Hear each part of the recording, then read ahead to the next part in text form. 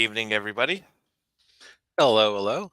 Welcome to another episode of Critique Corner with me, Daniel Parker. And me, DB Fastbinder, and I'm currently being very rude and posting a link to this on Twitter. So, or Oh, excuse me, X. yes. Uh, but But yeah, so if you like what we do when we're not being distracted, yes, yeah, yeah. be sure to like this video, subscribe, hit the bell button, do all the algorithmic-y things. Yes, indeed. And if you're returning, welcome back. If you're new, what we normally do is we start off with talking about we review stuff mainly. But we start off with something new that's come out, something fairly recent, and then we review something a little older, and then we also have other things that the DB and I will review individually.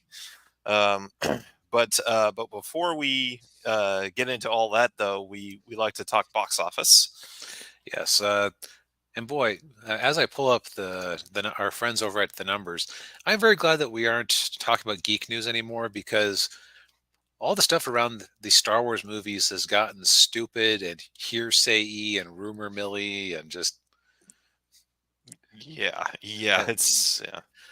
like if I had to take a stab at it, I don't think that the Ray movie has been canceled, maybe delayed, Mhm. but I think that I wonder if the people who are saying, "Oh yeah, it's totally been canceled, bro," are like people who are spreading these rumors are the same ones who are going, "Oh yeah, we're totally going to decanonize the sequel trilogy, bro." Oh yeah, yeah. Trust me. Uh, yeah, trust me. Uh, but yeah. I'm actually really thankful we don't do that anymore because it's yeah, Yeah. that gets old after a while. But on to the box office. Yes.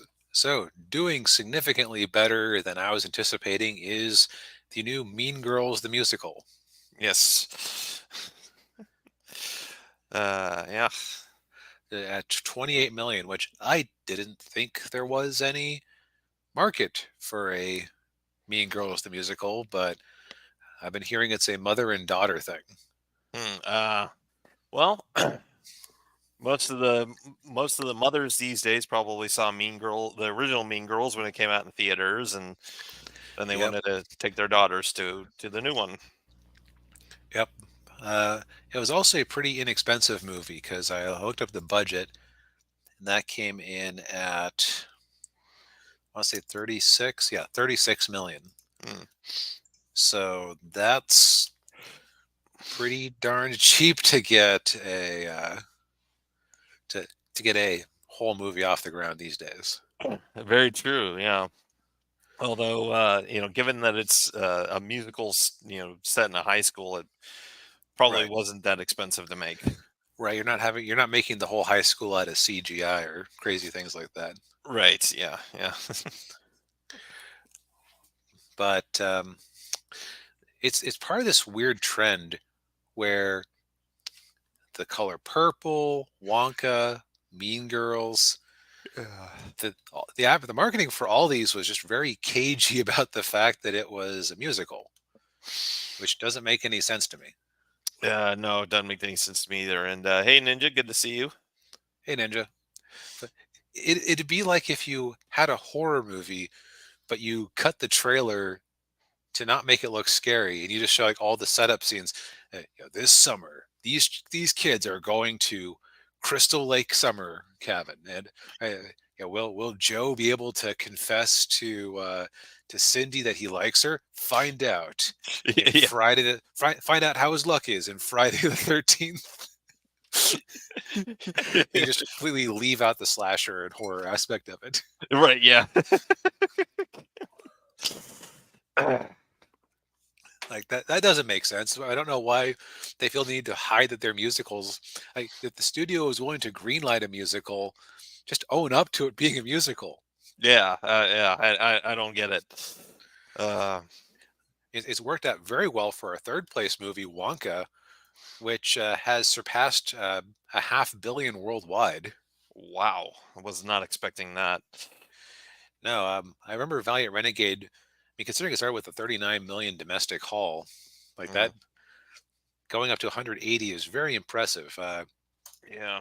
Valiant Renegade was comparing this early on to The Greatest Showman, which had a light opening, but then just legged out crazily. And Mhm. it seems like these musicals do that, which is all the more reason you should just be upfront that they're musicals because there is clearly a dedicated built-in audience. Yeah. Come on, Uh, guys. yeah. Jeez. Like nobody likes bait and switches.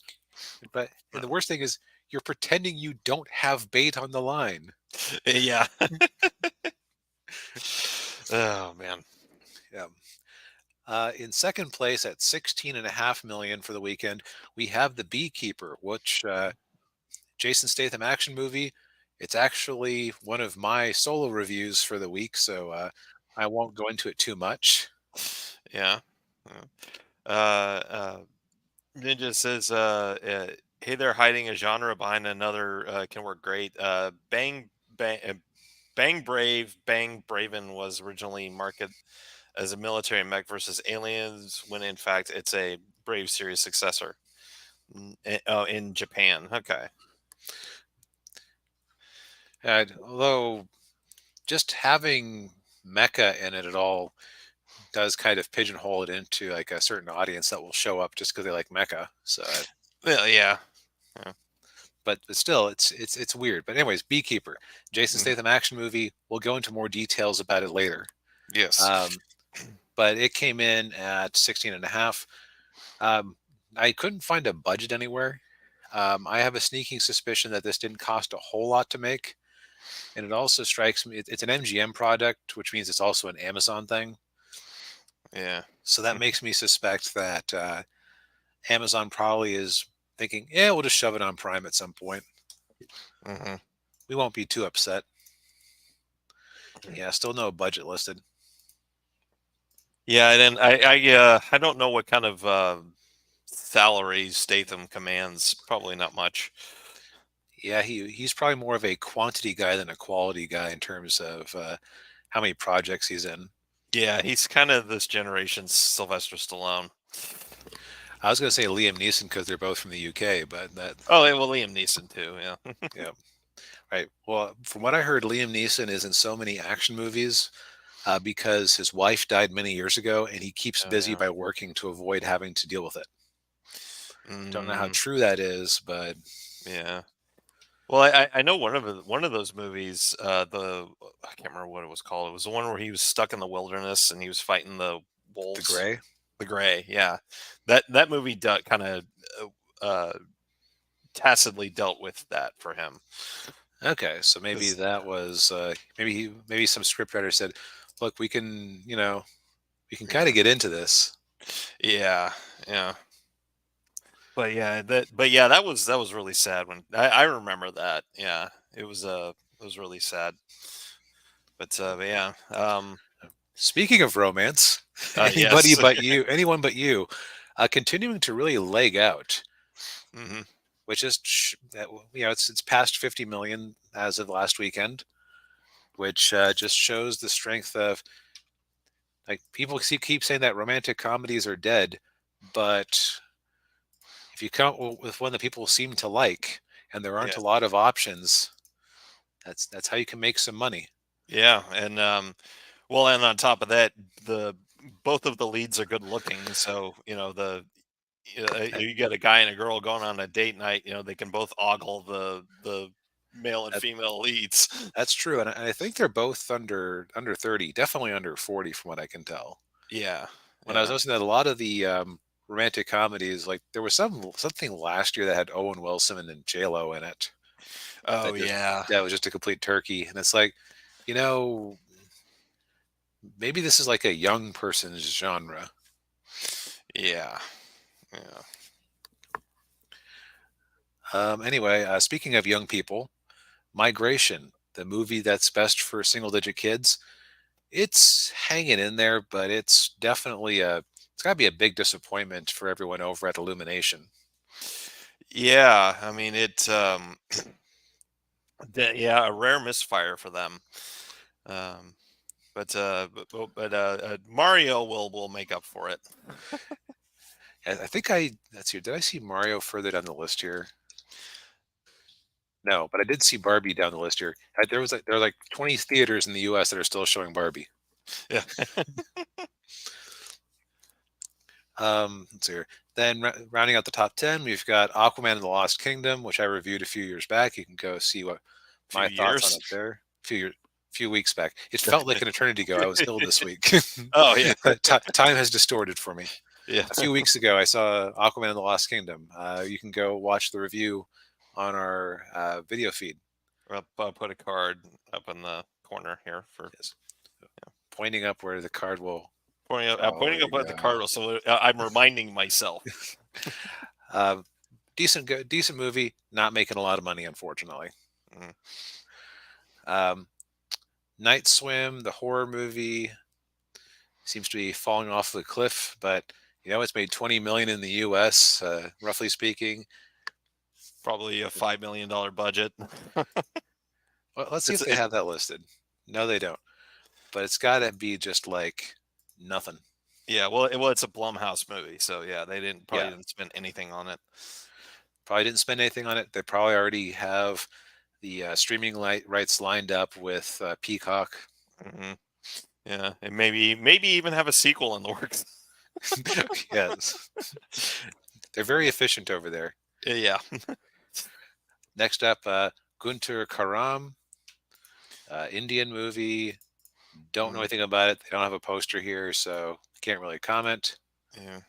Um, the Boys in the Boat at number 9, Mm, which I've heard good things about, but it seems kind of Oscar baity. yeah. It's about the university near where I live, so it's kind of interesting. Not a lot of movies about the Seattle area. Yeah. Yeah.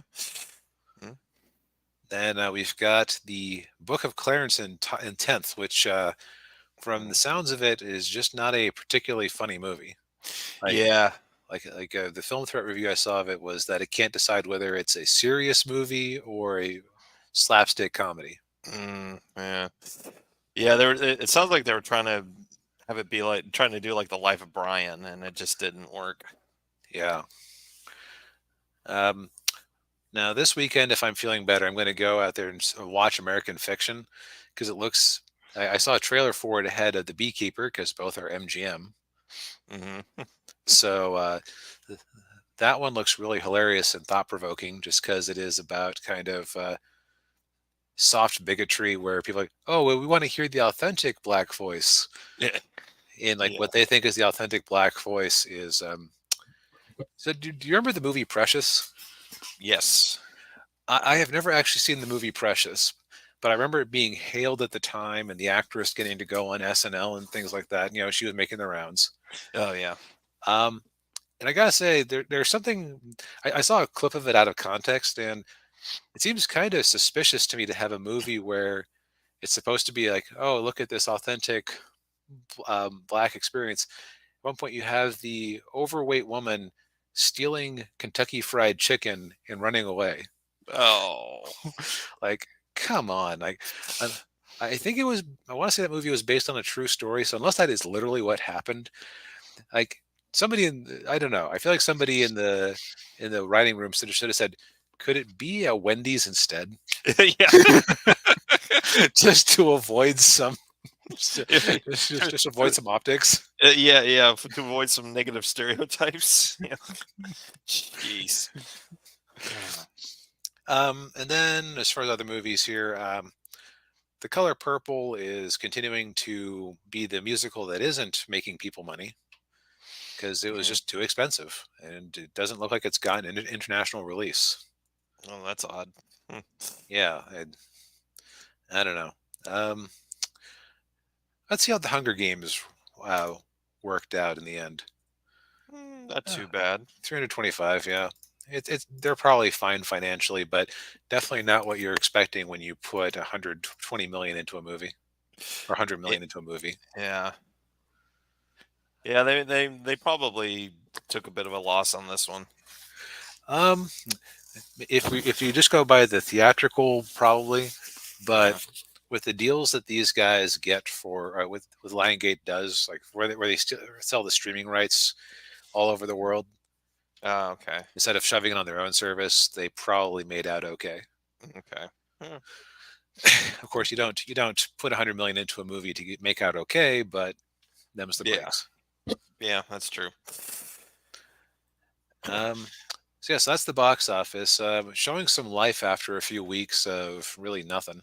Hmm. Yeah, and I don't know what's coming out in the next couple of weeks. Um, Um, let's see. I kind of refuse to believe that Aquaman and the Lost Kingdom is the top trending movie on the numbers right now. yeah. Let's see here. In a couple of weeks, we've got Argyle coming out, the Henry Cavill spy movie. Oh, okay. I'm probably going to go drag myself out to that. Yeah. Oh no! Did they make a Peppa the Pig movie? Peppa's Cinema Party? That feels like that's got to be a Peppa Pig movie. Yeah, it's a special Oh engagement. no! This year's Peppa Pig invites her 20th. The Peppa Pig has been on the air for 20 years. Oh, wow, I feel old. I don't feel old. I feel offended by the taste of the generations that came after me. Yeah. Like, come on. Yeah. Oh well. Yeah. Uh, let's get into our reviews. Yes, let's get on I'm so put out that there won't even be a transition this time. Sorry. yeah. So, Gran Turismo. Yes.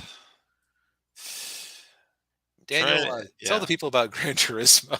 Okay. Well, I'm going up here. I'm scrolling up on Discord because I'm trying to find where I wrote. Okay, here we go. All right, so Gran Yeah, Ninja, Turismo. I'm going to speak in defense of British cuisine here for a minute. Uh, a lot of British cuisine was influenced by food rationing during the Blitz. Mhm.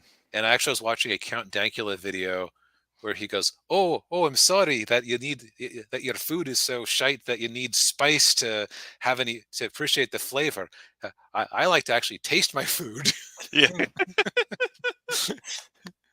Hey, nothing wrong with fish and chips. Yeah. Yep, mind you, there Uh, is a lot of horrific food, but there's horrific food everywhere if you go looking. yeah, that's true. That is very Uh, true. if you want to see what Italy gave us, look up Sardinian maggot cheese, Mm, which is a cheese that they literally let rot until it grows maggots. It's illegal because it's not safe, but people still make it. oh wow, jeez. Beans on toast. Oh, I can't speak to that. That's an all English breakfast. I mean, come on. Yeah, But leave it but alone. anyway, yeah. Yeah. But Yeah, anyway, so yeah, so Daniel, we will leave it up to you whether this goes into the final clip. yeah. Just to give you a chance to break cleanly from it. Gran Turismo. Daniel, tell the people about the movie. Okay, yeah. So Gran Turismo is a sports movie that a lot of people seem to think is a video game movie. But it's a sports movie where video games play a role in it. So the basic story is this kid Jan who lives in Wales. He's a really good, really, or I should say, he's a great Gran Turismo player, and he's got the whole setup with the steering wheel and the pedals and all that stuff. And he really likes race car driving, and but he has a father who played by Digimon Hansu, who's going to show up again later on in the show. Yeah, like seriously, this guy doesn't leave us alone lately. Like he was in Rebel Moon, he was in Shazam. Shazam. No, he wasn't in Aquaman. He was in Yeah. Shazam.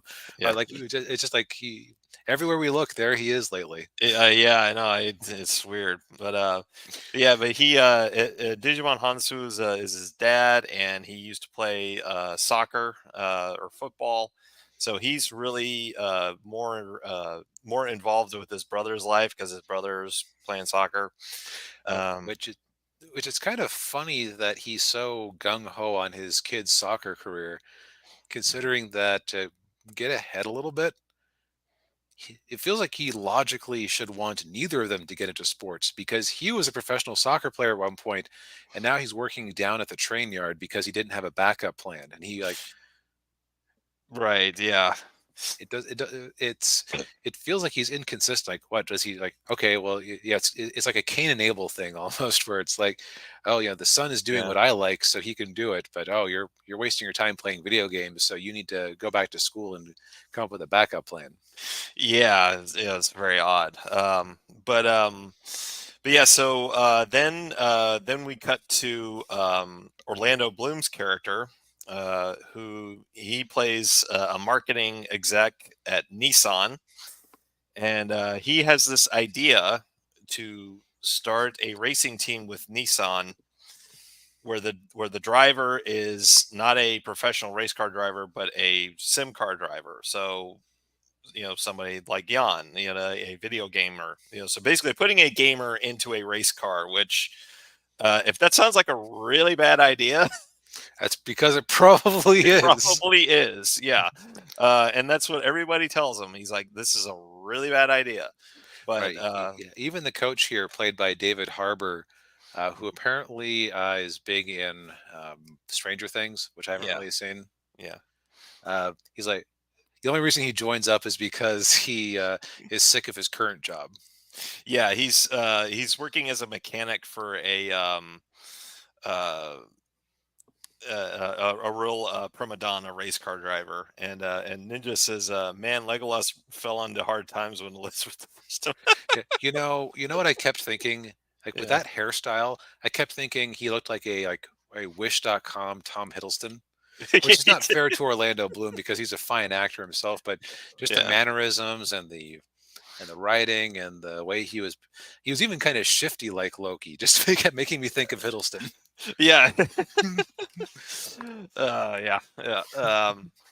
But so then they decide they have a contest, and then Jan wins the contest, and then they start up this driving academy, and kind of like it was kind of like Top Gun for race car Yeah, drivers. yeah.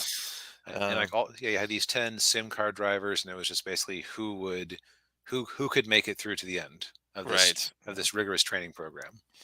Yeah, and David Harbour's character is a real jerk to all of them because he's just like, yeah, you guys aren't race car drivers. You're not, none of you are gonna make it. Um, but long story short, Jan ends up kind of impressing him, and then wins the final race to become part of this team, which he wins it by a tenth of a second. Um, and the guy that he barely beats is kind of the Iceman of the movie. Right. And Orlando Bloom's character actually is trying to encourage the coach to let's just say that he won because he has more stage presence. Right. Yeah. He's more charismatic and camera friendly than Jan, but Arbor's like, no, no, it's Jan. Right. Like, well, what's a tenth of a second? A victory. That's what a tenth of a second is, more or less. Yeah. Yeah. So Jan becomes part of the team, and then we have this whole montage where he's trying to get his license to be a professional race car driver. Right. He has to get at least fourth in one race. Fourth and one, yeah, and he gets close in the first race, but then Or the was it prima third in one donna race? is fourth. Yeah, Fourth. Okay. he had to finish at least fourth. And then but then the prima donna race car driver knocks him off the road, and then the the whole time he's trying to race, but then he keeps coming in like in 20th and 18th, and then sometimes he doesn't even finish, and but then he does eventually get to fourth place, and then gets his license, and then uh then there's the faithful race at the Nürburgring, which uh, if you've ever watched Top Gear or the Grand Tour, they often talk about the Nürburgring. It's in Germany. It is a notoriously dangerous race car track. Um, Yeah, there's like this one section where it's very easy to fly off the track. yes, and I think I don't know if this is true or not, but I remember Jeremy Clarkson saying that 200 people have died on this track. It's really it's yeah, it's very dangerous. And there was one Formula One driver named Nicky Lauda who was badly burned on in a crash on that track. Oof. Yeah, but yeah, so the car, but then so in this movie, there's the race in the Nurburgring, and Jan ends up crashing.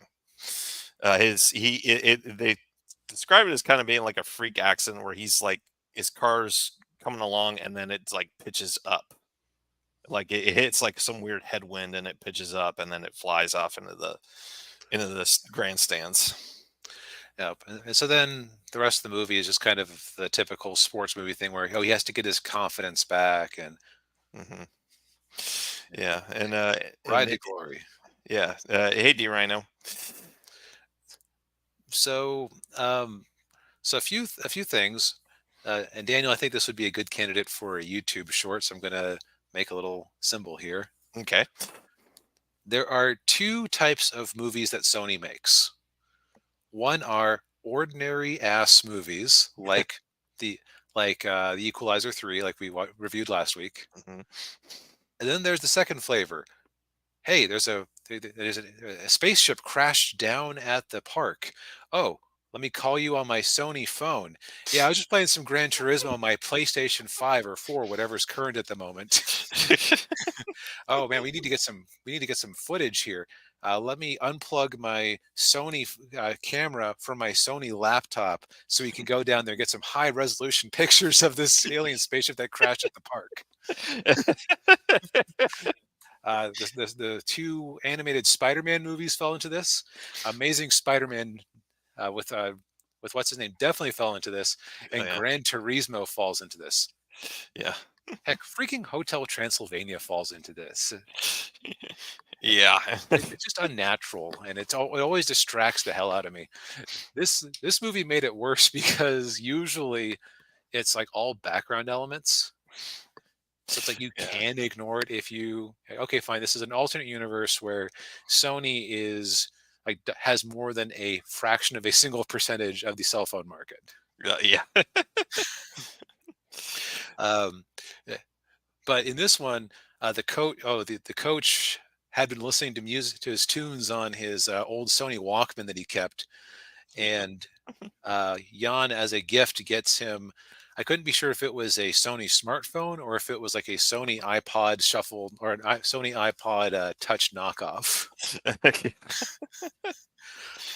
Yeah, yeah. It's a bit like did you ever see Happy Gilmore?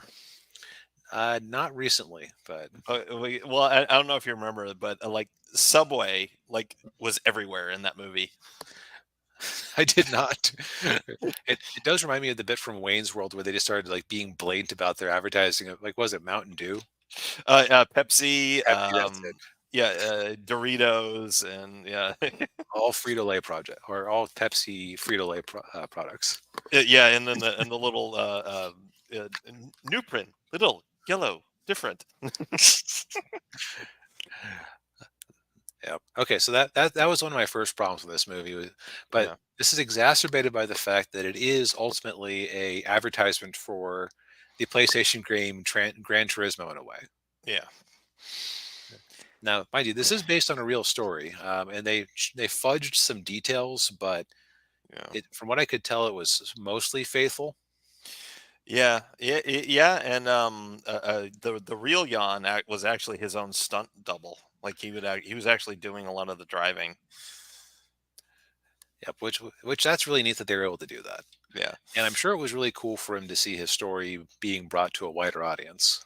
yeah, yeah, The problem is that You would never guess that this movie was directed by the same guy who did District 9 Yeah. and Chappie, whose name is now uh, Blumkampf? No. Neil Blomkamp. Neil Blomkamp. Yeah. Um, and I gotta tell you, unfortunately, so they made a few visual decisions that kind of hobbled the movie. Mhm. So when they were racing, they kept using graphics from Gran Turismo to do things like show you where Jan was in the race and his position in the race. Oh, I was wondering about that. Yeah. Yeah, it kind of worked. They had an early scene where he was driving home and trying to escape the police, where they were putting like in the game you can have like the prediction line that's oh this is the way you're supposed to tackle this turn. Yeah. It's like they kept having that show up. Like that was kind of cute for that one scene. Yeah. For that one scene, For that one scene, yeah. But they kept using it. Yeah. that was just getting irritating after a while. Yeah. And man, Daniel, I don't know if you felt this way, Yeah. but this was honestly some of the most boring action, like most boring racing scenes I've ever seen committed to film. Yeah, they were not very exciting. Yeah. Like, and I'm not okay. I'm not necessarily a racing movie aficionado, Yeah. but like I'm thinking, and here's an embarrassing comparison for you. I remember the races in Talladega Nights, The Ballad of Ricky Bobby, being more kinetic than in this movie. Yeah, they were. Oh, yeah. Well, yeah, yeah. When Jan got into the wreck, I was kind of half expecting him to go, "I'm on fire! I'm on fire!" Yeah. Is so that's kind of a fail right there. Like after Mhm. after they got out of that Top Gun program, my attention just wandered on this movie. Yeah. Well, and I hate this. I mean, it was very fairly predictable. I mean, I made a list. Like after I watched the movie, I made a list of like all of the sports movie tropes that are in this movie, Right. and I'll go through them right now. Like underdog, no one believes in.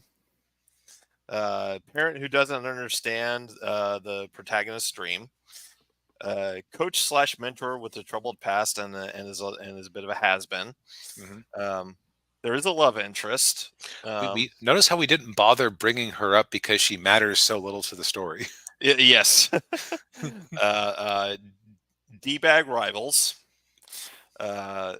Catastrophe, which causes protagonist to lose confidence. Protagonist gets confidence back, and then big victory. Yeah, it's extremely formulaic, and with a biopic like this, you're kind of a bit constrained by what actually happened, Hmm. but at the same time, you can do better than that. Yeah. I feel like if this had been directed a little differently, this could have been more satisfying. The Also the main actor, I decided to look up some professional reviews for this one. Yeah. One of them pointed out, yeah, his dad was right. It's not like he was going to racetracks on the weekend and learning anything about racing. It's like he thought he was going to become a racer just by uh, playing video games, which, barring this Black Swan event that actually happened to him, was an unrealistic dream where he was wasting his life. Yeah. But the way that they described his performance was that he was like a sullen teenager who you had to like spend effort getting him to tell you how his day was. Yeah. And like he was definitely very closed off in this movie the whole way through. Yeah, he was. Yeah. Yeah, the most interesting character in the movie is David Arbor's character. I mean, Yeah, and even then, I felt like there was something off about his performance to me. Like yeah.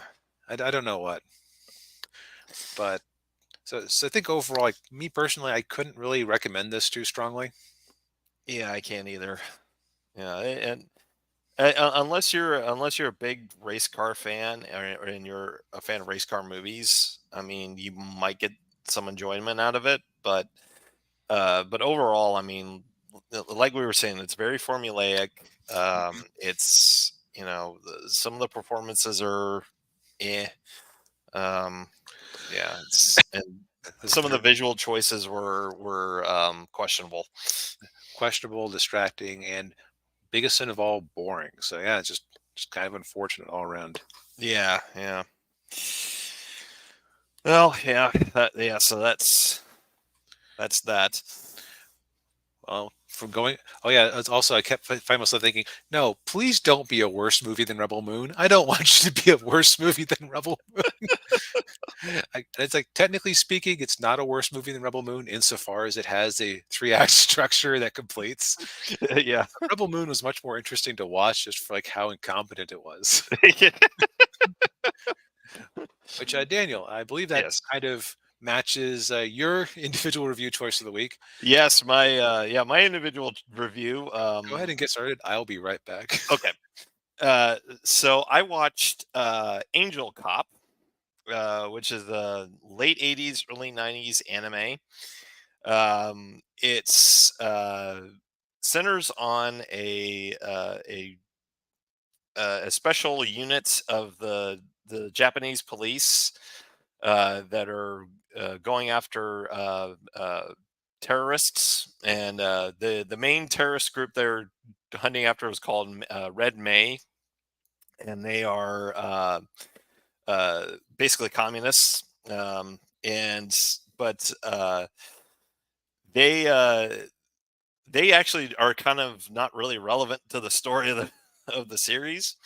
The main relevance is between this special investigative unit and then this other group of people who are like psychic uh, uh, warriors, if you will, they're called hunters, and they've been going around dispatching the terrorist group. By the way, it probably didn't hear it. I don't know if you heard it in DB, but the terrorists in this movie are communists. So I'm gonna say I haven't seen this movie, but I used to watch a YouTube channel called Bennett the Sage. He was somebody who was involved with something awful, not something awful, something awesome, Yeah, and or Channel Awesome. That's it. yeah. And I watched his review of this several times. Like as soon as he said hunters, there's this particularly bad delivered lines like they're called hunters. Yes, yes, that's in there. that Yeah, that is burned into my brain. yeah, yeah. I watched the dub of this. Ugh. See, seems Uh, like the proper way to watch an awful anime movie. Yes. Well, this isn't a movie. It was actually a miniseries, Oh, 6 okay. episodes. Although it could be a movie because each episode's like 30 minutes long. But Ninja says, of course, it's an 80s, 90s anime. And let me guess, blood and sex is the only appeal. Yeah, pretty much. Especially the blood part, because this is bloody as hell. Not like Elfin Lead bloody, but pretty darn bloody. Um, but yeah, so the hunters are going after the terrorists, and then you kind of have all these like different conflicting groups going after each other. And the a lot of the series centers around Angel, who is the is there a point to the blood? Eh, Um, for the most part. look for an 80s or 90s anime or animated straight to video Mhm. miniseries like this. The blood is the reason you're watching it. Yes. But yeah, so the main character is her name is Angel, and it starts off with her being like very cold, and she's just very callous towards people, and she does she and her partner is a guy named Raiden, and they have this discussion about, well, if a terrorist is holding a kid hostage, do you try to shoot the terrorist? And she said, well, yes, I would, because if if the kid gets shot, it's not my fault. It's the terrorist's fault. Um, it's like, oh, okay. Um, but yeah, the series is just like it the way it's structured reminded me of Ghost in the Shell standalone complex, because you have all these different groups kind of coming together, and like the real the who you think the bad guys aren't really the bad guys. It's like the Japanese corrupt Japanese government officials are the bad guys. Um, and but it has that I will say positive is it has that great 80s 90s anime aesthetic to it, especially a sci-fi cyberpunk. Like you'd see with Akira or Ghost in the Shell. Um, Yeah, would you say it's actually like a good anime style or good art I, style? it's a great art style. Yeah, I like that. That's the one of the big positives is that it's yeah, that's great art style. But the story is just all over the place. And the ending kind of reminded me of that. And I showed you the clip where the guy blows up on the bad guy, and it says he surrendered to the police and now is serving a life sentence. It was kind of like that. Um, but what else was I going to say about it? Oh yeah, like I said, it's really very bloody, really gory. And I watched the dub of it, as I said before, and it's so bad. No, stop! You have gone too far. This has to end now. It's like, oh, I remember from Bennett's review, he watched the subbed version, and at one point they're blaming the Americans for something in yeah. the dub. If you listen to the sub, they are they are fighting a certain chosen people of God. Oh, okay. It's apparently that kind of movie under the surface. It's like Oh, the subtitles also say that it's the Americans, but yeah, you can hear the word Jew being said. ah. Well, okay then. But yeah, yeah, yes, Ninja. it's it's them. Oh god. Uh, Yeah, um hecka ninja. You might have been watching Sage.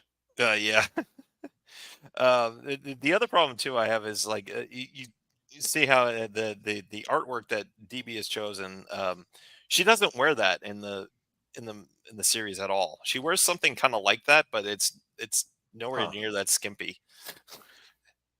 Daniel, are you saying that they came up with a sexy pinup specifically for the VHS cover back in the day that didn't reflect what was actually in the show at all? I Yes. never. Yeah. Saying ain't so. uh, but yeah, I mean it's a great aesthetic. You know, animation's great. The aesthetic's really great. But the rest of it is just kind of meh. Yeah, yeah. If anyone's curious, it's on Crunchyroll. I was wondering where the hell you managed to find this Y- thing. y- Yeah, yeah. Oddly enough, I found it on Crunchyroll, which that's and Crunchyroll's not known for putting old anime like this on there. You have to really dig for them. So if I had to guess, so I'm pretty sure this would have been. No, I don't think this was ADV. I'm guessing that it somehow fell into their lap in the process of like Funimation acquiring ADV's back catalog or a bunch of ADV's back catalog before Crunchyroll bought them out. But that's just speculation. Yeah, probably. Yeah, This is old enough. It might have been Central Park Media. I don't know. yeah. I didn't see who the company was that made it. But yeah, yeah, Well, it sounds like your choice of Poison this week was kind of similar to mine yeah. because I went out to a theater and I watched The Beekeeper. And go ahead and get started with that because I have to go too. Okay, so in this movie, it is a Jason Statham action thriller that gets very silly at the end. Uh, and it's got a ludicrous premise, it's got a ludicrous premise. I cannot speak today. It's got a ludicrous premise, clearly a throwback to 90s and 2000s action movies. But it's also got a very timely hook to it. So the movie starts off with Jason renting a room from a kindly old black lady who lives out in her house in the countryside in Virginia, and she and the way he puts it is, "Thank you. No one's ever taken care of me before." Which he's just very nice. Jason is really likable in this movie, which is very important for this type of plot, is to have a likable protagonist because he's going to do some awful things to people. So you better be on his side to start with. But the kindly old lady, he comes over and he helps her deal with some hornets that had set up shop in her barn, Mm, and he and she says, "Oh, come over later. I'll make you dinner." And he's very appreciative.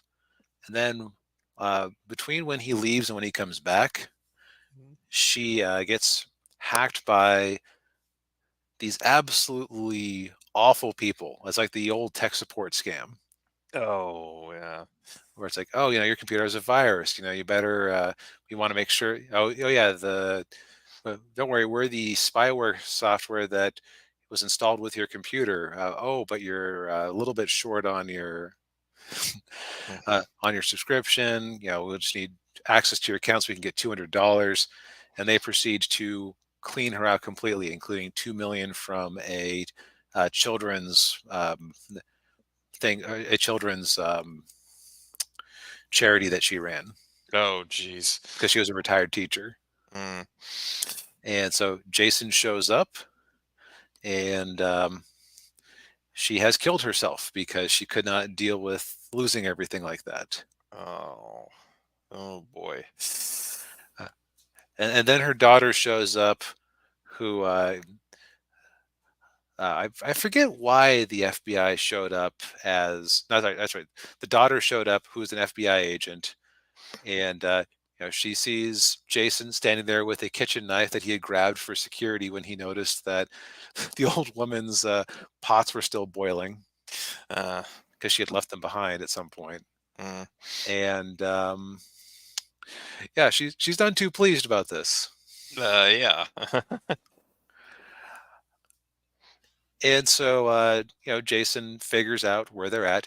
You find out that this guy who just is he says he's retired. He's just keeps bees out in the country. Nothing suspicious about him.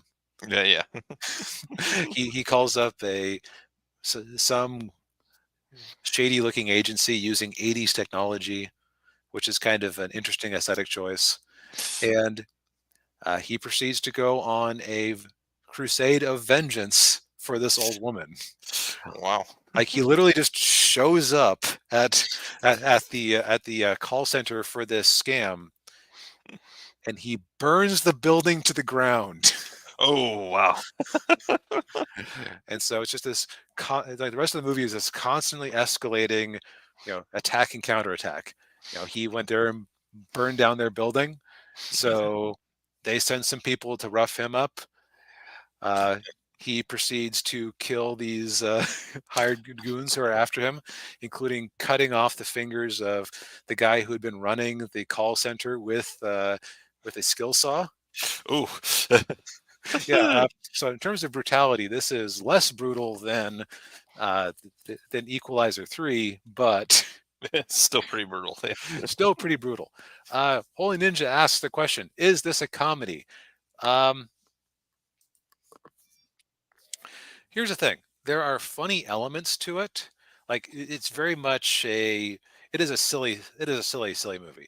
Um, and so I'm going to just go. It mostly manages to keep a straight face the whole time because it wants you to take its premise seriously. And that premise is that Jason Statham is part of a secret government program called the Beekeepers, who work outside of all levels of intel. a- And their job is just to do whatever they feel is necessary to keep the hive safe. Ah, The hive being American society. okay. Hmm. And so he sees these he sees these people who are scamming all these old defenseless people who don't know better out of their money, Mhm. and so he's going to burn it to the ground. One note at a time. Yeah. I should mention this is a David Ayer movie. The only other Ayer movie I had seen was Suicide Squad. Uh, he was a great choice for a movie of this genre because his kind of bombastic, over the top style added a lot to a lot of scenes. Uh, And the fact that Jason more or less just kept a straight face the entire time, like he wasn't throwing out pithy bon mots or anything like that. yeah. Oh my, it's the CIA. It's even funnier is that uh, okay, so I'm going to end my non-spoiler reviews, then get into spoilers because it's kind of Yeah. fun. So non-spoiler review, I would say that this movie has a good first two acts by the silly standards of a action revenge story. The Yeah. last act, it kind of gets silly with just how of a much of a one-man army Jason is. Yeah. Because in the first two acts, he was basically using stealth, traps, light conditions, and everything to go in and wreck house.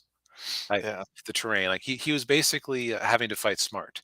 In the last one, he's basically just advancing out in the open, and he's very fortunate that the bad guys are, they have guns, but they draw knives and go in close. They attack one at a time. All the classic action movie things. Yeah. So, do I recommend it? I would give it like a soft recommend because the ending was silly enough that it was starting to take me out of it a little bit. But Mm. upon further reflection, I said, I was still enjoying myself. I just was engaging too much of my critical faculties there. And Yeah. like I don't like to encourage turning off your brain too often just because it encourages people to make dumb movies. But this is not a movie about the plot. This is a movie about spectacle and action scenes, and it more or less keeps it. There's like Mm. one scene where he was interrogating a guy where it looked a little bit fake, where he was like batting him in the eyes, hand and face with this bat, and didn't look like he was hitting him all that hard. Yeah. It's like, okay, is that really enough to actually hurt him and make him, go along with it? But besides that, the action scenes were really convincing and well done. Yeah. Yeah. Right. So here's the spoiler. The funny thing about this movie to me is that you don't expect the political angle that it goes into. Um, and the weird thing about the political angle it goes into is that like there's a hint of it early on because okay, so you meet the CEO of this scummy corporation, and you find out that his mother had left him the company or had put him in charge of the company. You don't know why she's not in charge of the company anymore. I thought she was actually dead Mm. because you have oh, who was it who played Alfred in the Batman? Jeremy Irons. Yeah, Jeremy. Well, he was in the DCEU. Yeah. Oh, that's right, that's right. Yeah. Yeah, I forget who was Alfred in that one, but Uh, that's it funny. was Andy Circus was Ah, Alfred in the that's Batman. right, that's right. All right, so Jeremy Irons is like the head of security for this company that's again just has like a huge operation that's scamming people. Oh yeah. And what's weird is that he knows what a beekeeper is. Like he's able to tell him what a beekeeper is. Like how does this guy who's the head of security know? And Yeah. you find out that he's the head, like a former head of the CIA, and it's like the hell kind of scammy tech company is going to have the former head of the CIA Yeah. as an employee, Uh, favor to his mother or no. yeah. And what you find out is that uh, he is the son of the current president of the United States, Oh jeez. who is a woman. And I think the reason that she is a woman is that at one point the FBI agents talk about how like they have this book of bee facts that one of them is reading through Yeah. that they find in Jason's effects, I believe. Mm. So I think they were trying to read it for clues. It's like, oh, Uh, that's interesting.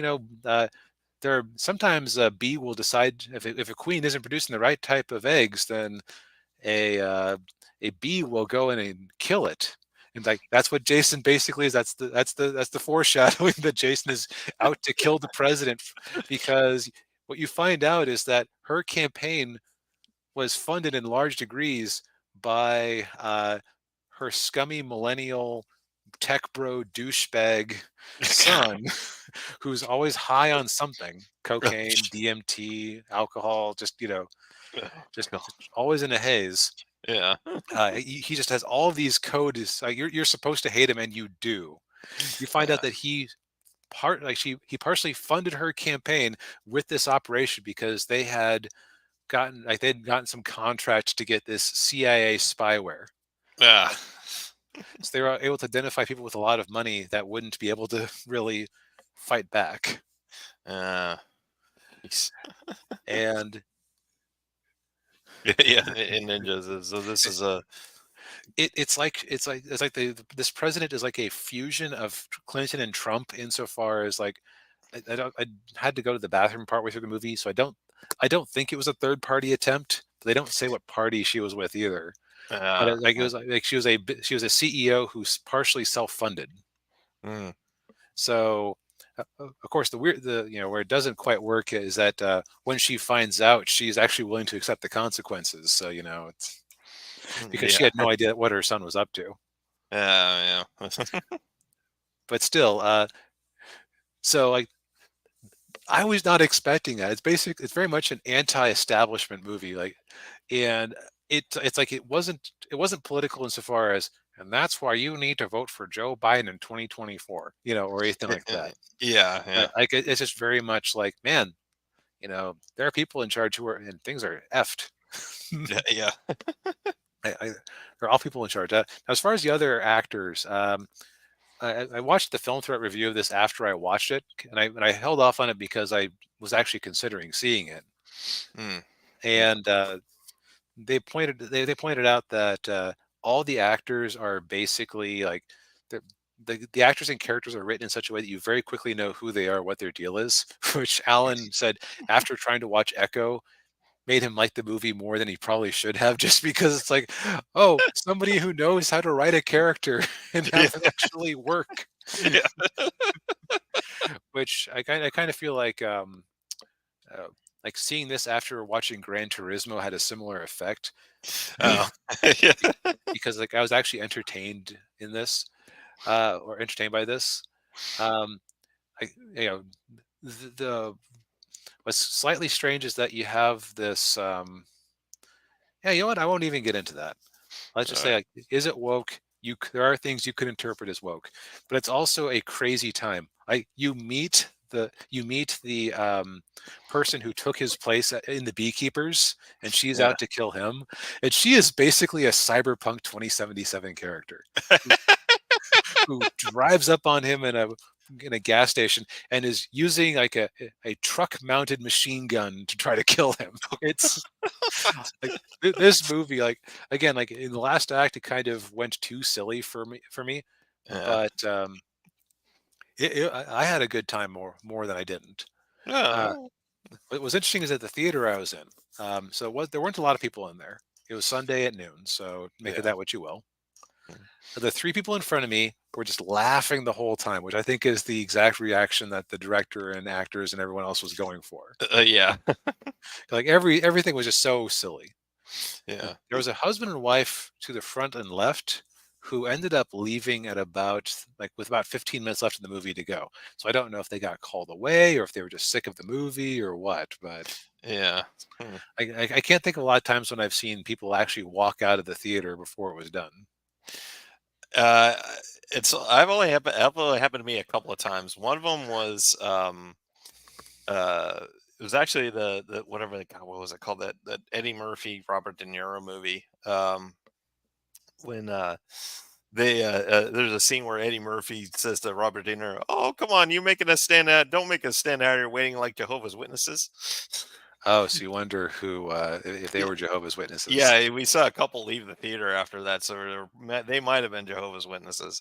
Yeah. And the only other time would have been probably like Lord of the Rings: The Return of the King. Like I remember seeing that movie, a guy got up and walked out when when Frodo and Sam were being carried away by the eagles, which I think a lot of people probably did that. I But mean, yeah, that movie feels like it ends 6 times the first time you watch it. yeah, there are way too many fade to blacks in that, and near the end of Yeah, that movie. like it wasn't bad the second time I saw it, but still, it was kind of a bit much. Yeah, But anyways, as far as the beekeeper goes, I think that's emblematic of the reaction that different audiences would have to it. That yeah, there would be people out there who this would be way too much for, hmm, and there'd be people who are just laughing and enjoying themselves the whole way through. So just yeah, decide which one you are. yes, It's like the Equalizer 3, but without all the depth and slow parts. yeah,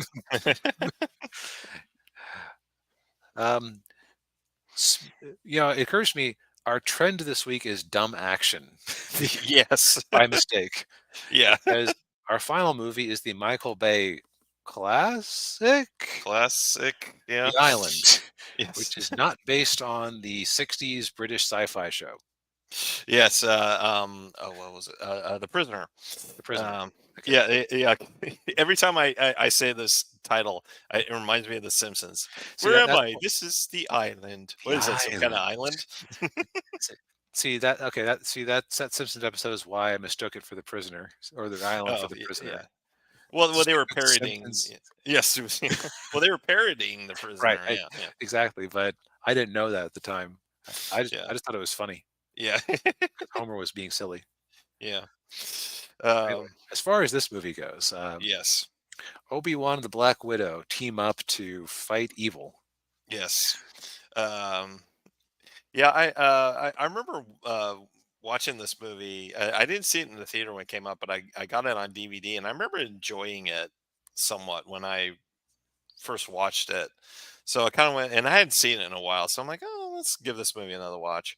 Um, I feel like watching this one after Gran Turismo also probably boosted my enjoyment of it. yeah, and yes, Chingus, this is the Michael Bay movie, Yes. and So yeah. So, and, well, the other thing too is I didn't realize this until you mentioned it. Who one of the writers on the movie was? I, Alex Kurtzman. Alex Kurtzman. This is probably my favorite Alex Kurtzman thing now. Yeah, yeah.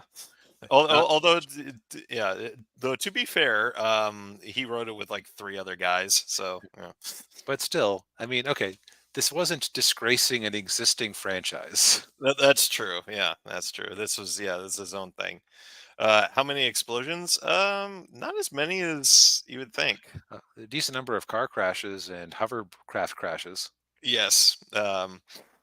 But yeah. So to get in the So movie, in the dark future of 2019. yes.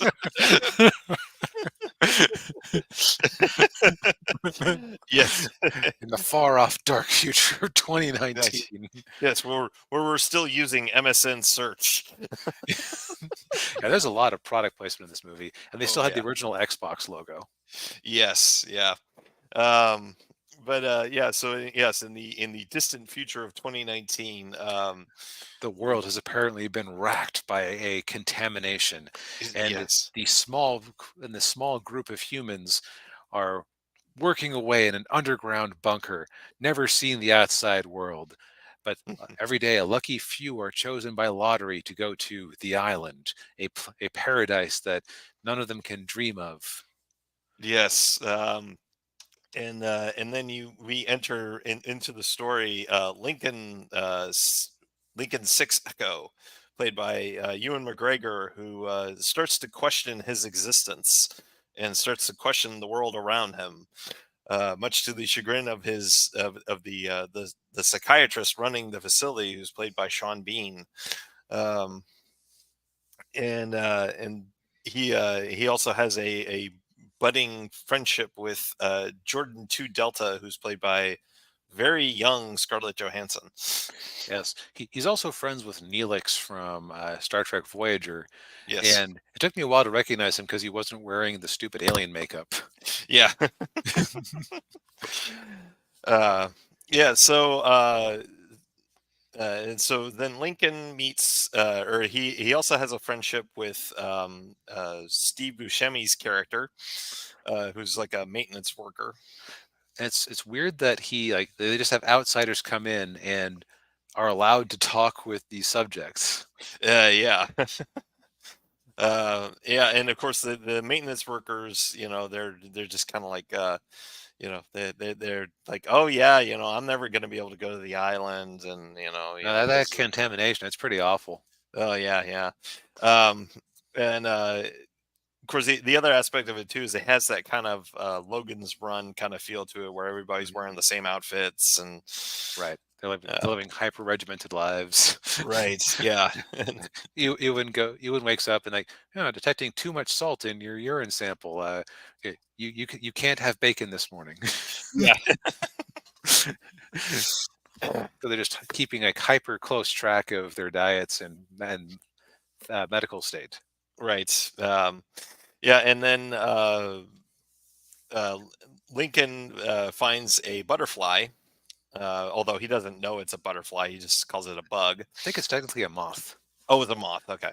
Um, and so then he goes and tries to find where the moth came from, and that's when he discovers what's going on, what's really going on outside, and Yep. it's it's not good.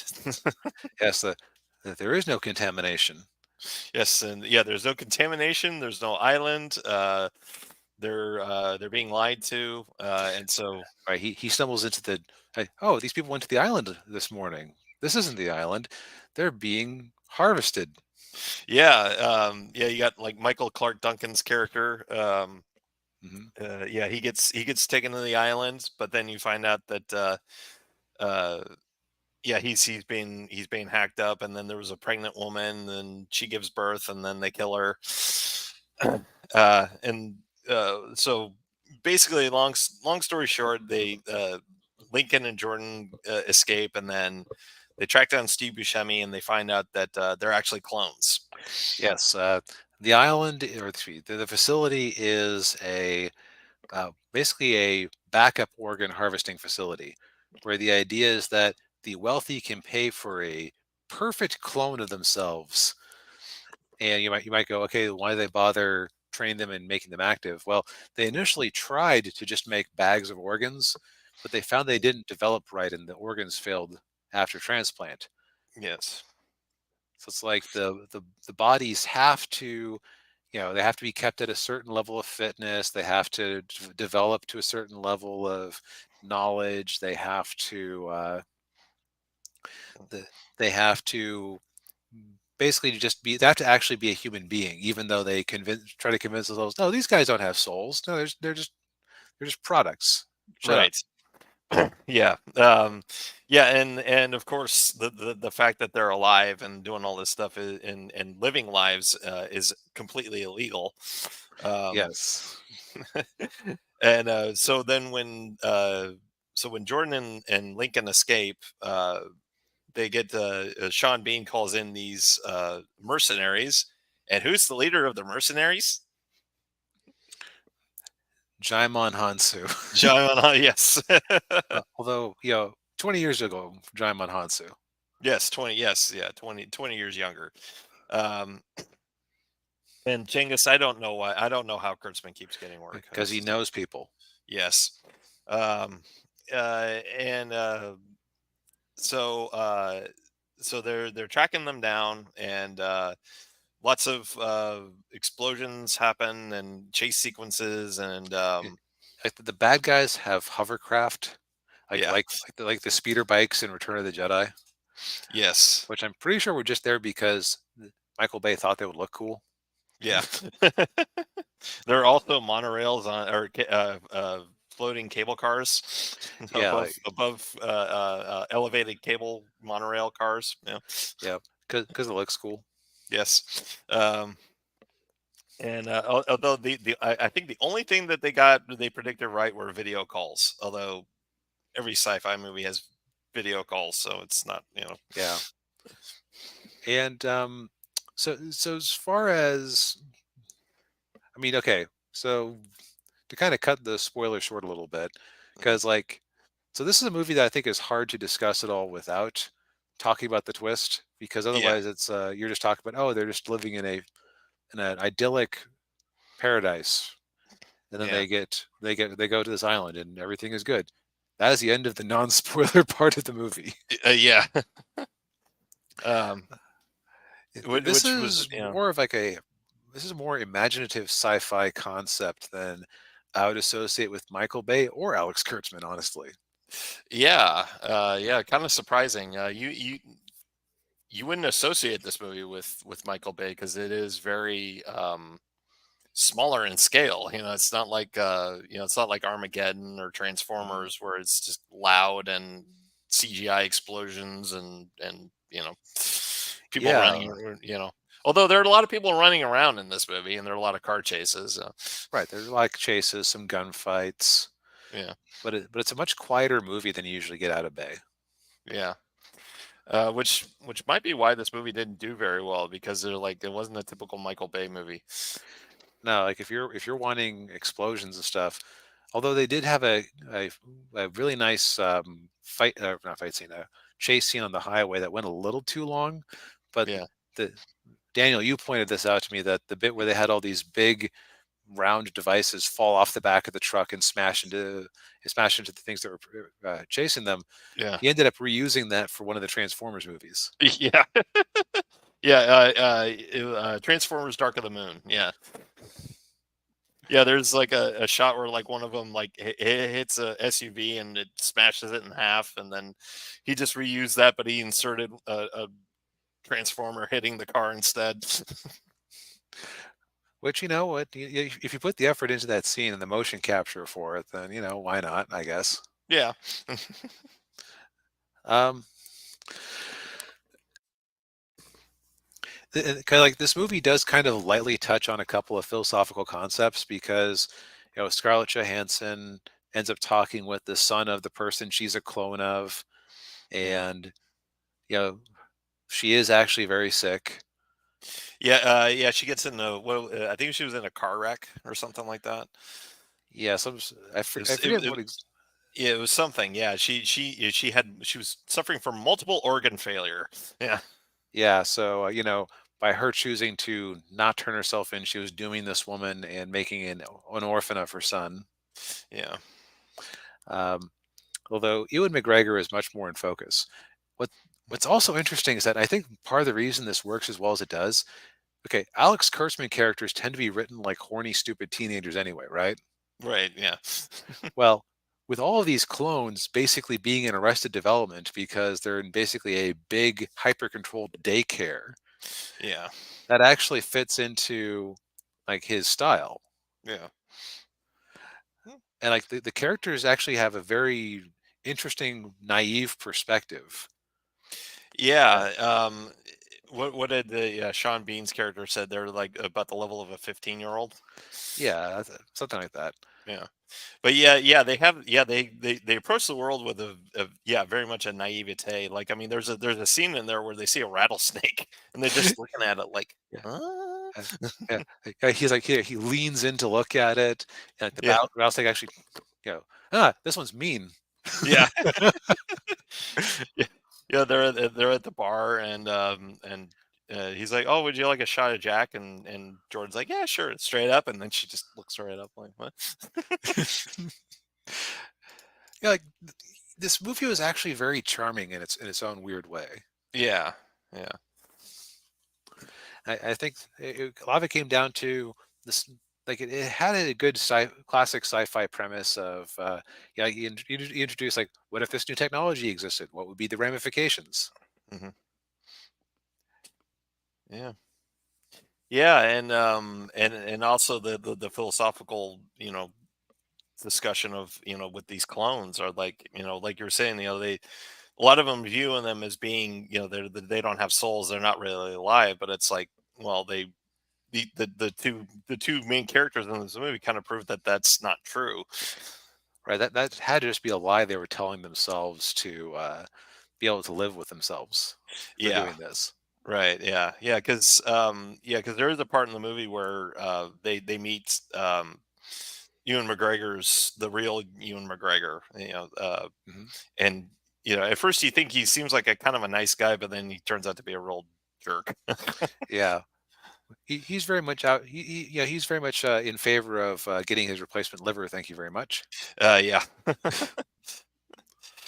um, but yeah, I mean, it's uh, I think this movie definitely deserved more attention than it got. Yeah, Um, and it's a definitely, like we were saying, more of a cerebral movie than you would expect from Michael Bay. right. Uh, And not that this is some philosophical masterwork, though by the standards of what we've been reviewing today, it kind of is the top of the class. that's true, yeah.